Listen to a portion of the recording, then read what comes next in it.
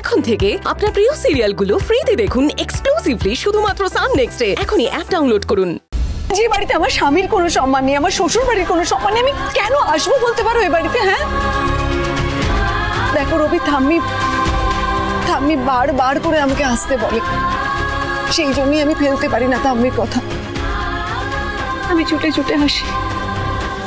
এশার এই কথাটার সঙ্গে আমি কিন্তু সম্পূর্ণ একমত রবি।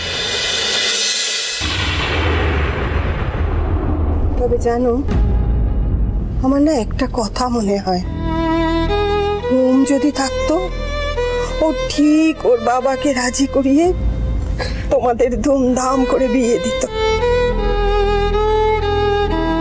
কেন মা, তোমার কি মনে হয় ওম তার বোনের ভালো চাইতো না?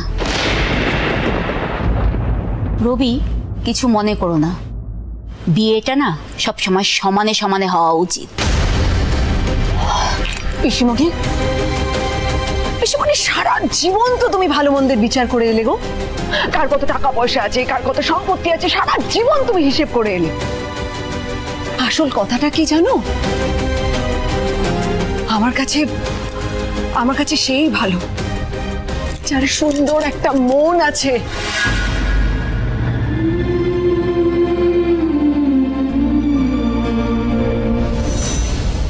শোন, এই কথাগুলো না গল্পে, নাটকে, কবিতায়, নভেলে ভালো লাগে, বাস্তবে খাটে না। কেন এ সমস্ত কথা মহুয়াকে বলছিস এশা? ওকে বলে কোনো লাভ নেই, শুধু শুধু এই আলোচনা যত হবে রবি তত মনে মনে কষ্ট পাবে। না না থামি, এসব কথায় এখন আমি আর কষ্ট পাই না।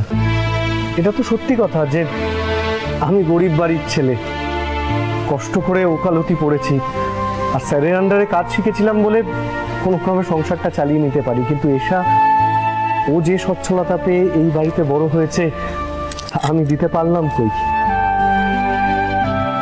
রবি, আমি কি কখনো তোমাকে বলেছি যে আমার টাকা পয়সা চাই, আমার গয়নাগাটি চাই? কখনো তোমাকে বলেছি? না না, তুমি আমাকে একটা কথা বলো, তুমি বলো তো আমি কখনো মুখ ফুটে বলেছি যে রবি আমি তোমার সাথে খুব খারাপ আছি, আমার আরেকটু সচ্ছলতা দরকার? আমি সচ্ছল, তুমি বলেছি।